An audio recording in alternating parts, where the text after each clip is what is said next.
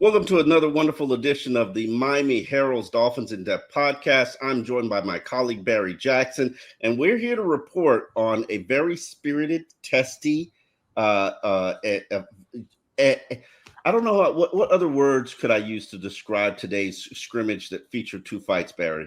Yeah, testy is a perfect word. There were two, shall we say, melees or brouhahas, the word of your choice. So there basically were two brawls, and then two other, and you used the perfect No, word. it's brawls. Brawls is a little too strong, Barry, because if brawls, well, I think when you say brawls, football terms, you see multiple fights in multiple spots.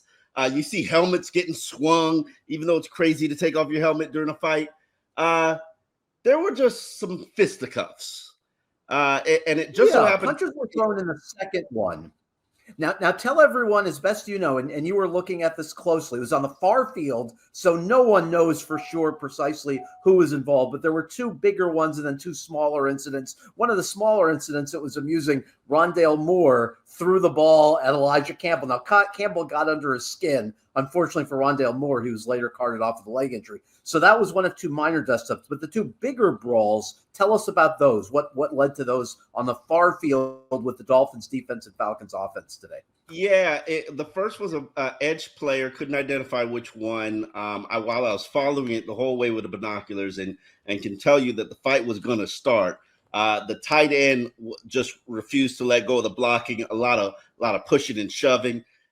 They end up on the ground. Next thing you know, a lot of Dolphins defenders, a lot of Falcons defenders are in the middle of it, pushing and shoving. Next thing I know, I see Jalen Ramsey swinging a helmet, throwing a Falcons helmet, basically telling the player, go find your helmet.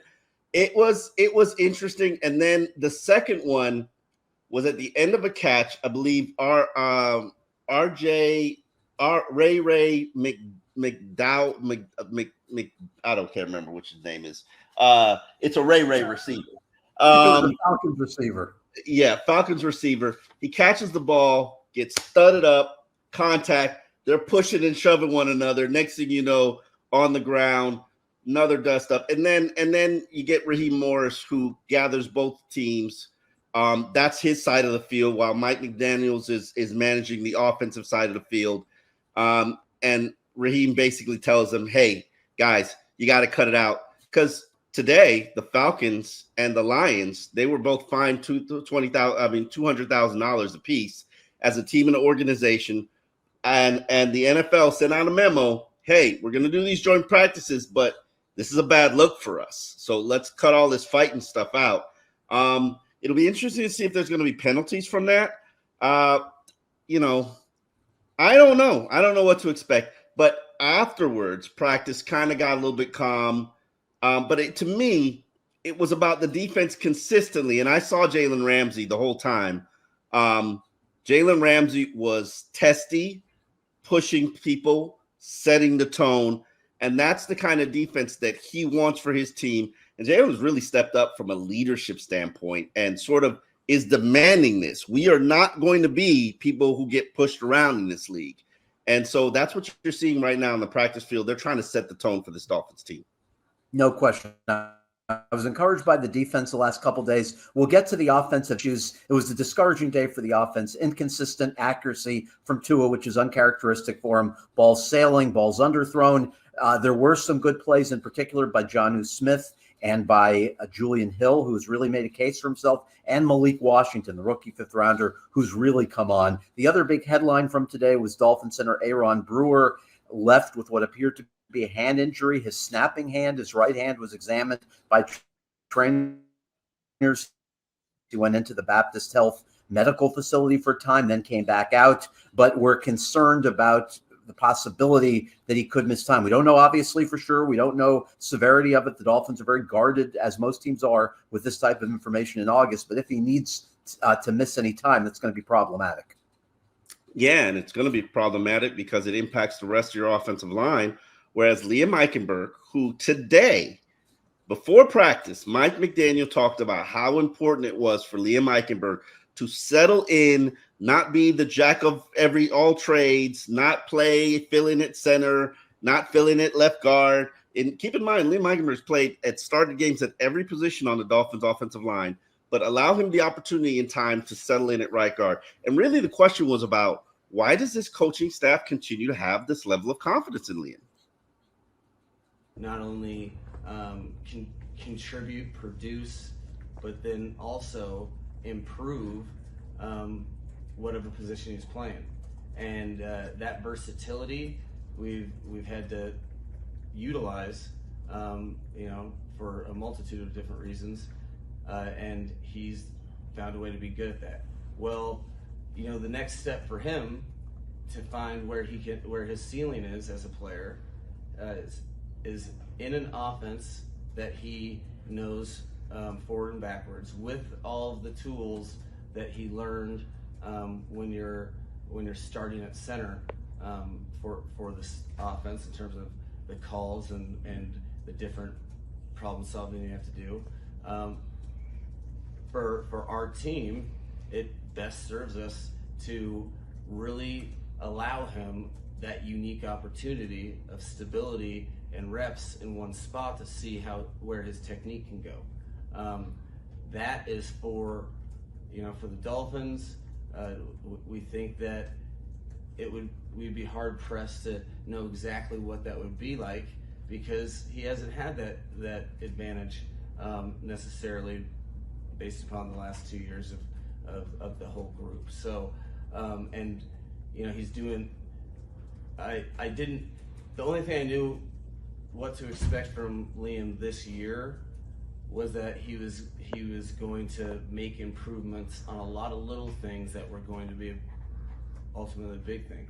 He is doing that, and I'm finding out each day what those things are, and it's exciting because he's playing with more conviction and more of his personality is coming out in his play, and there's the whole group is like that.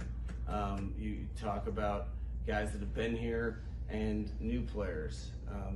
Guys like Rob Jones. I'm seeing, a new Rob Jones.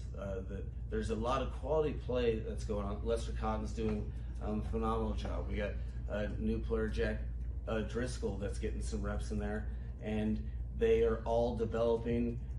Guys develop at different speeds, but over the course of a month, you start to get an idea of what's our best group, and Liam being right guard is best served for him in the group right now, but guys are pushing, and that competition is what's making our practice as a high intensity as it has been. It's because guys are competing for everything, and everything on this team with the quality of roster has to be earned.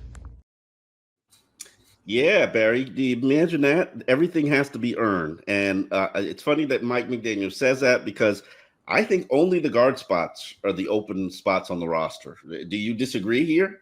No, as far as starting spot, you're absolutely right. I don't want to say it's code red time, Omar, but I'm at the point where if Brewer's injury is significant, you have to go outside and get a starting caliber guard. And I don't mean one of these journeymen off the waiver wire, like they've been looking at guys like Scott Quisenberry, who's a journeyman. They signed Sean Harlow, who can play backup center and guard. I'm talking about a surefire starting guard. Make sure that you pounce on a good one that's available via trade if Brewer's hand injury proves problematic, or frankly, even if it doesn't, you could still make a case to go out and use some of your cap space on a guard. Now, I'm always more conservative with regard to holding on to cap space for next offseason, but in this case, I'm concerned enough where I would begin mining the market for a quality starting guard, even if it costs you $7 or $8 million. Today, by the way, the first time I've ever heard Lester Cotton and phenomenal in the same sense, with all due respect to Lester Cotton, but Mike McDaniel described his play today as phenomenal, which was interesting. So apparently, if Liam has to move to center, Lester Cotton is first man up. Now, the praise for Rob Jones, I think, has been warranted. He hasn't been perfect, but I think he's been good enough at left guard. You assume that Isaiah Wynn eventually will take that job, but you can't say that with certainty. But I'm alarmed to the point that I am looking at trades. I'm not saying I pulled the trigger on one, but I'm at least exploring the market on starting guards who are unhappy with their contract, or a team has depth and wants to move on. How concerned are you on the 0 to 10 meter? I'm at about a 7. You're where as far as interior of the line? I have to constantly remind myself on a daily basis in Butch Barry I trust. In Butch Barry I trust. I am not at the IBS level of Dolphins offensive line worry, but I am getting concerned from this standpoint. I wanted to see Liam being able to settle into right guard to see what he can do. I thought the joint practices were very important.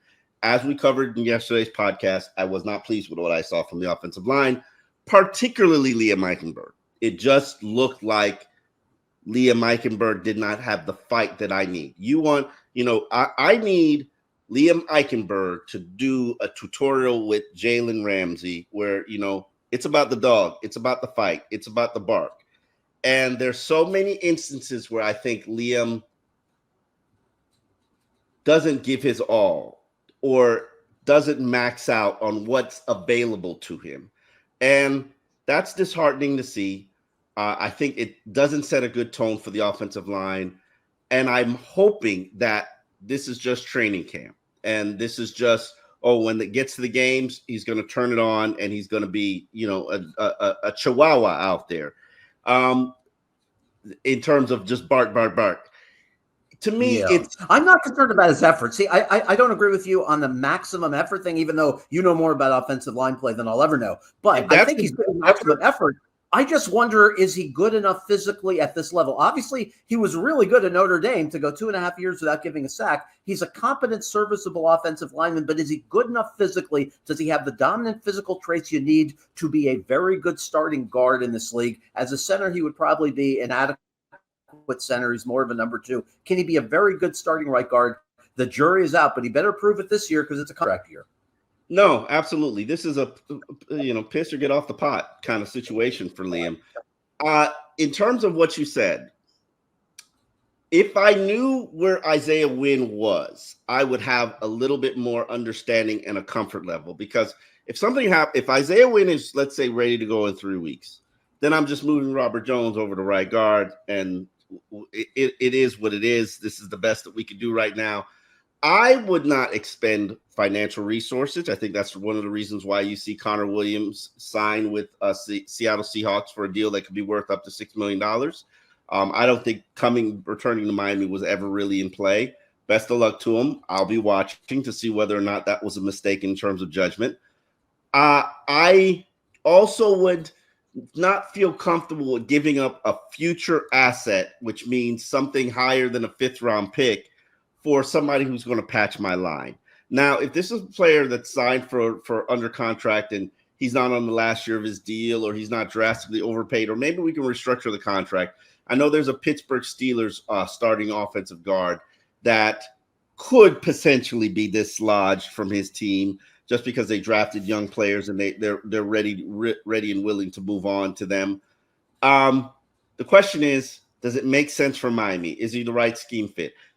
And it depends on the asset. And also, if you're out there selling a guard, trust me, there's an endless line of teams that are looking for starting caliber players or a top 8 guy. Because offensive linemen, you would think if you were 6'4", 300 pounds, people would be lining up to give you work. Apparently, there aren't that many offensive linemen who have the physicality to make it in this league. So yeah, and you could wait also until the trade deadline. I don't want to call Chris Greer Trader Jack, like Jack McKeon, the former Marlins GM. He's almost like Trader Chris now, doing deals at the trade deadline with Jeff Wilson, with Bradley Chubb. So you could make the case, much like the Heat is waiting until the trade deadline, potentially in February, to make their next move to complete their team. You could make the case for the Dolphins to wait until October to see how it goes at guard. Will Isaiah Wynn be ambulatory by September? Will he be good? Will he stay healthy? Will Eichenberg and Jones, one of the two of them, be competent at right guard? And if you find you're not, then you go out and send a conditional 5th or even a conditional 4th for somebody to get a starting caliber guard. So I could make the case for waiting. I'm with you on the Win thing. I'd like to see how close he is. We haven't seen him much working out on the sideline. There was obviously some setback with the quad injury, it would appear, from the quad injury last October for him not to be on the field. But the Dolphins have been mysterious, as is their right to be, since no injury report is required until September 4th. But they've been mysterious about a few guys in particular. Isaiah Wynn is one. We can't get McDaniel to give any sort of timetable. Ezukam is another. He's been more forthcoming on Jordan Brooks and Anthony Walker and Waddle. He said Waddle's injury is minor. He said Jordan Brooks, who returned today, was going to be back sooner than later. So all that's encouraging. I'll tell you a couple things that encouraged me offensively today on a bad day for the offense. River Craycraft, and we talked about this at practice, he's cut everything in his vicinity. He has solidified his spot on this roster. He is on the team. He is reliable. He has consistently been underestimated on this team, and he's going to be really good. In fact, he spoke today, Omar Kelly. You get under your belt in this offense, the more comfortable you are each year. And lucky for me, I've been surrounded by some of the guys like 10 and 17 that are able to carry over year to year. So we're able to build that relationship and become better teammates and ultimately work together. Now, I want to know, what is it like to be the number one pick of the draft, of the wide receiver draft every year? It's an honor, it's a privilege, but it's for a reason. So, I do respect 10 and his decision, and I appreciate him choosing me, but at the same time, I've worked for that, and I think I've earned that. So I'm proud of myself for that, and I'm going to keep trying to be that. What do you think the reason is, or what do you think the reason is from Tyreek's point of view? As humbly as I can put it, I'm making plays. So I think that's why he picked me. With the Mike White and Skyler, what's the process like trying to develop chemistry with either one of those quarterbacks? Very easy. Those guys are likable people. That whole quarterback room is amazing. Those guys are easy to talk to in the locker room. I think that's where everything starts. If guys are approachable, if they're not afraid to call you out on if you're wrong or if you're right, and that way you can correct each other and ultimately build the chemistry. That's what everybody's trying to do. So having good people in that room, which we have, makes it easy for anybody, not only me, to build relationships and that connection. I saw you catch a pancake on a Jeff Wilson touchdown run down here. Yeah. I know run blocking is a big emphasis in that room. No blocking up rock, right? Yeah. Just curious to hear your perspective on the mindset of the receivers when it comes to the run blocking game. We take pride in it. It's a big part of our offense, and the way that our backs run, it's one of those deals. Like if you have a Braxton Berrios at returner, it's like when you have a guy that can take it to the house every single play, that makes you want to play harder. So when we hear run plays called and we know who we have in the backfield, we want the plays to work. So if the play is going to depend on our perimeter blocking, so we know the line is going to handle their stuff. But if the play is going to depend on us, whether it's a touchdown or not, then we want to make sure that we get it handled. Yeah, that's River Craycraft, and when he was referring to in regards to the draft is annually the Dolphins receivers, they have a little competition where the rooms are split in half. Tyreek drafts a team, Jalen Waddle drafts a team, and River Craycraft has been annually the top selection in the draft just because they get points for things outside of just receptions or yards or touchdowns. It's also blocking. It's also knowing your assignment. It's also being able to play multiple spots. And that's the exact reason that River Craycraft, in as Barry said, is kind of a lock on this roster right now. If there was one position that I would tell you is underwhelming me, Barry, it would be wide receiver. I just think that unit right now, especially when you're not seeing it with Odell Beckham, who's sidelined by an injury, you're not seeing it with Tyreek Hill on a regular basis, because I think Tyreek made cameos in practice today, but really didn't participate. And then you don't see it with Jalen Waddle, who's sat out his second straight day. And Waddle was having a really good camp before the injury. Berrios is out as well. But I tell you what was clarified to me today. I think we know who's going to be on the team receiver-wise. We already knew 5 of the 6 before today. We knew Berrios and Craycraft were very, very, very likely going to be your 4 and 5. I think Malik Washington has solidified his spot as a 6. They were unlikely to cut their 5th-round pick anyway, especially a guy as talented as one who caught 109 passes at Virginia to lead FBS last year. But for the first time over these past 5 days, he has truly justified his spot on the roster. He has shown that he is capable of being an NFL receiver. He made 2 really good catches today, one from Mike White, one from Skylar Thompson. Both were chunk plays for sizable gains. I asked River Craycraft about him. He said, I've been calling him to the side and said, you have to seize on this opportunity. He's a thoughtful young man. McDaniel talked today about how it's more difficult for young wide receivers to learn things than it is at other positions because of the nuances and technicalities of this offense. Do you see things in his game, Omar, that make you think he could be something eventually? It's interesting that you asked that, Barry, because I've looked at him and I've asked myself, what is he?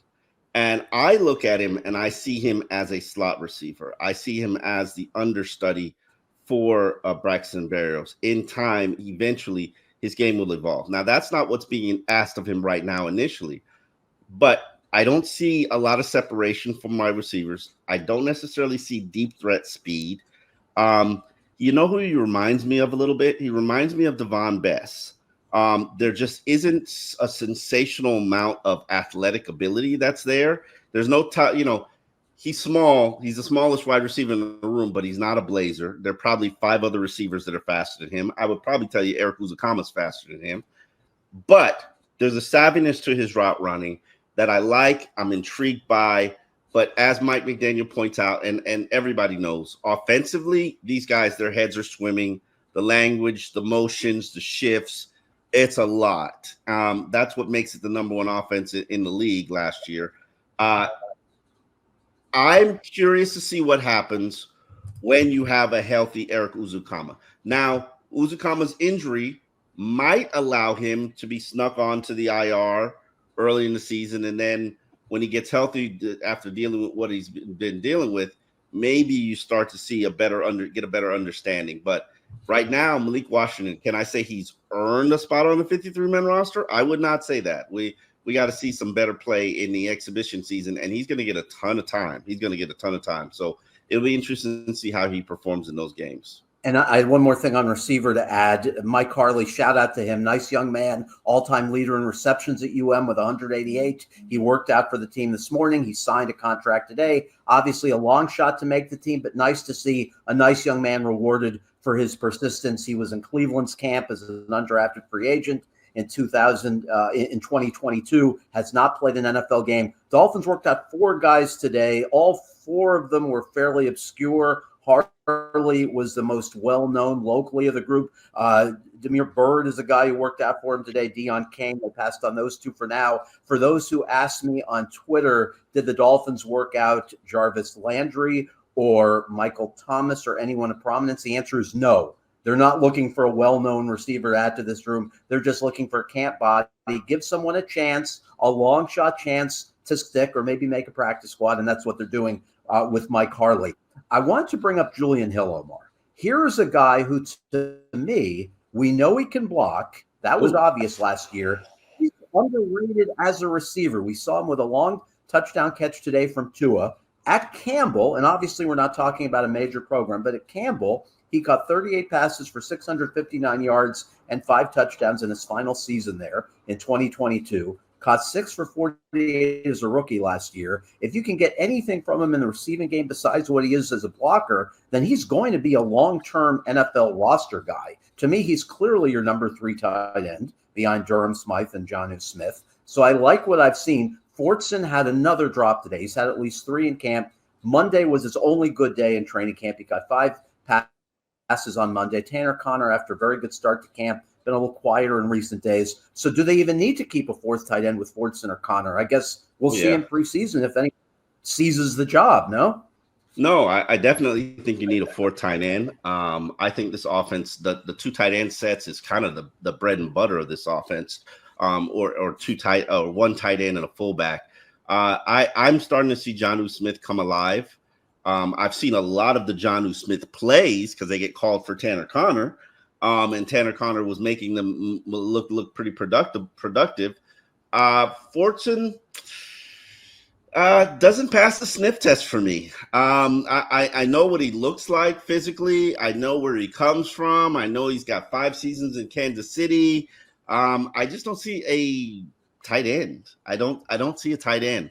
Now Julian Hill, clearly the number 3 in my opinion. It's not even close. But you're right. Maybe this is a situation where you have 2 guys that are probably vying for the practice squad spot in Tanner Connor and Jody Fortson. Who knows? I'm very curious to see what happens, especially with wide receiver getting watered down as it has, because we've added 2 wide receivers this week, and clearly wide receivers is a position where wide receivers and cornerbacks, they're the position that battles more soft tissue injuries in training camps than any other position because of how much they run. There's a lot of ground coverage, running these deep routes and these patterns, and cornerbacks have to trail them. We're seeing a lot of cornerbacks go down, and we're seeing a lot of wide receivers going down. The problem that I have is there is not enough depth, and I thought this was a unit where you had a substantial amount of depth. I'm sorry, if there was ever a time for OBJ to come off the PUP and start practicing, start working, start developing some chemistry with Tua, no better time than now. But we'll see how that happens. But right now, at this moment, especially in the exhibition season, River Craycraft's going to have to carry the offense because Braxton Berrios isn't even working.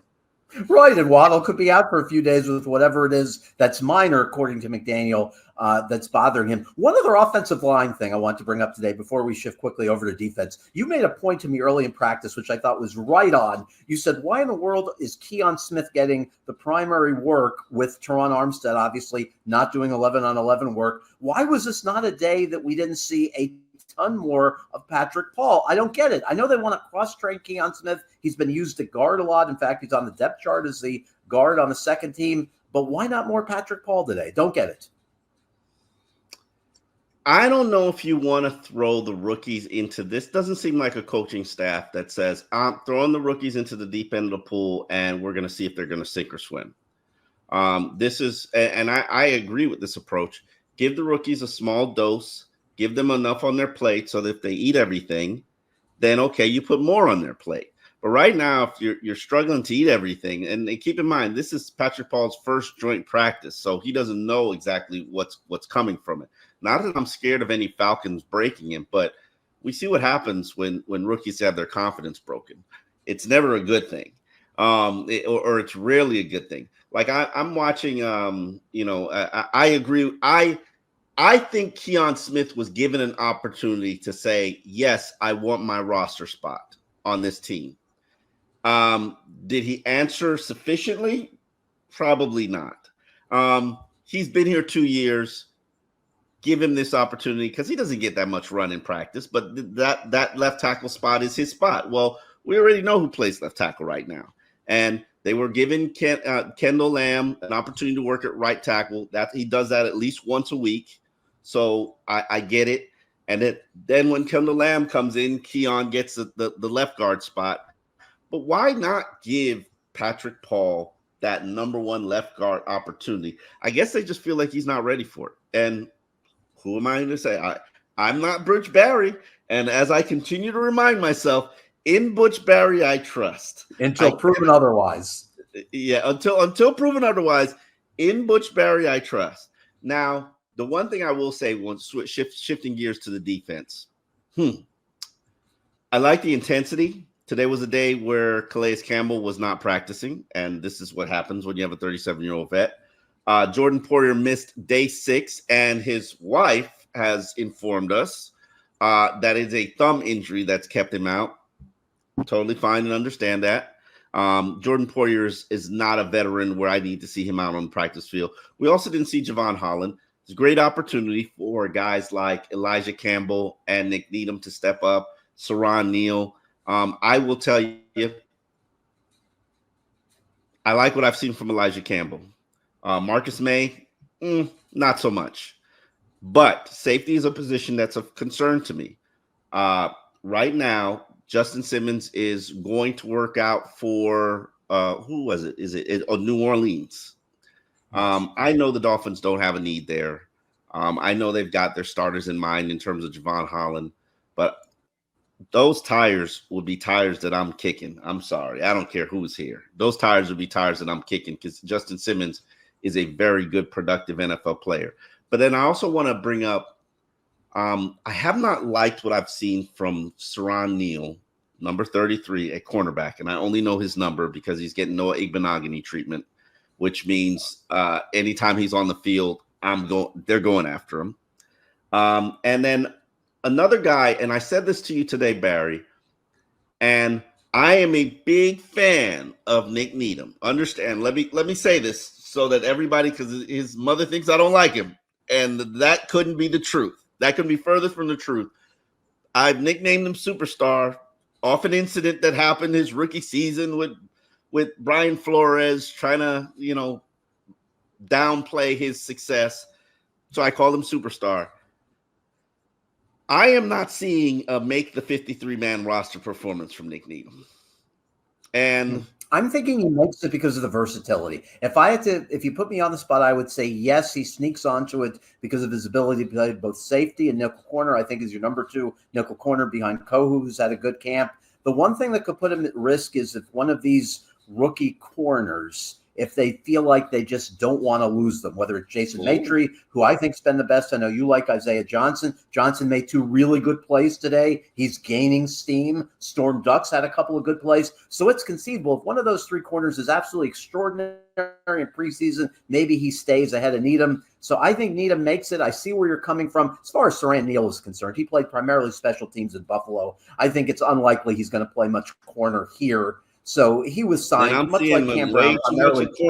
I'm seeing him way too much at corner here now.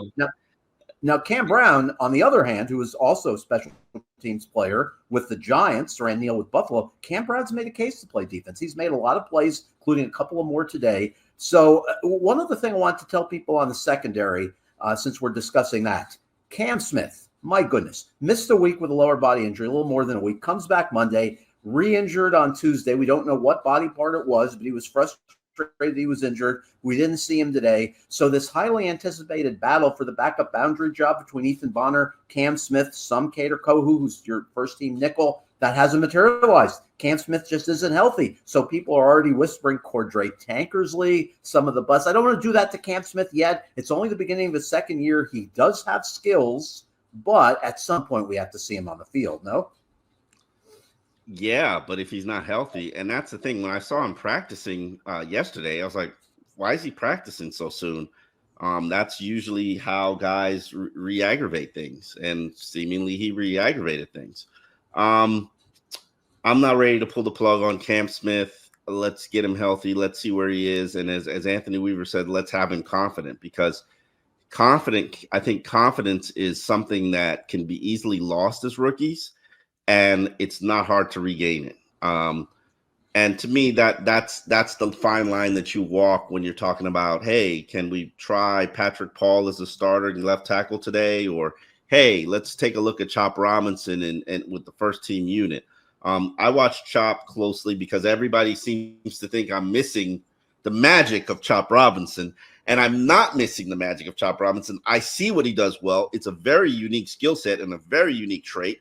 The get off is magnificent. Times it, he's shooting the gap. He's killing it. But then when he doesn't time it just right, and he's trying to rely on his speed, I watched a Rams offensive tackle. Put him in the dirt. It was Caleb McGarry. You made the point to me today. With Caleb McGarry, I really struggled in that matchup. Yeah, I mean, he was just putting him in the dirt. And that's the thing. If you Chop, you remember how Cam Wake would have an elite get off and then a tremendous bend, and he'd be able to turn the corner and get after the quarterback, or he'd have a secondary counter move and a swim and go inside. Okay, Chop's got the great get off. No counter, no bend, getting better as an edge setter, but not there yet. And I think he's going to be a phenomenal third down pass rusher. I remember something that Joey Porter said to me eons ago, back when Joey Porter was a player, and it put things in perspective for me that have always I've lived by this. He said, he told me one day, how you become a Pro Bowl defensive player? Make 3 impact plays per game. You can have a whole game full of stalemates, but if you make 3 impact plays per game, tackle for loss, pressure the quarterback, sack, add those up 17 games. You are a Pro Bowl talent. And Bradley Chubb's done that, right? Yeah, I mean, Chubb has been a perfect example. Chubb could have games where there are only a few tackles. We'll have a forced fumble, a sack in there, and he'll know that his imprint has been on the game. The question is, can Chop Robinson get to that point in year one? By the way, one quick note before we exit on this position, Mo Kamara hasn't practiced 2 days in a row. so we don't know what his status is. But I'm with you on Chop. I need to see more. I think if the season started tomorrow, you'd see heavy doses of Quentin Bell and Ogba as your starters. You'd see a third down package for Chop Robinson, and then we'll see if Jalen Phillips can contribute anything on a pitch count in week 1. Yeah, absolutely. I don't know. You think he's still eligible to week 1? I don't know, Barry. We'll see. We'll see on Jalen Phillips. He's working hard to get off that PUP. But if they're gonna do it, they're probably gonna do it next week. Yes? No? Give him 2 weeks to. It's close to time. He's running. He's cutting. You'd like to see him. I know they're being cautious, but I think it's close to the time where we might see Jalen Phillips. Maybe. Hopefully. Yeah, definitely. Well, we will be here for you. The exhibition game is on Friday. Dolphins have no practice tomorrow. We will not be doing a podcast for you. So hopefully we'll be back here after the game. Hopefully Dolphins stay healthy, and hopefully Mr. Aaron Brewer has not suffered anything catastrophic that's going to throw off the balance of the offensive line. Again, I have to remind myself, in Butch Barry I trust. All right.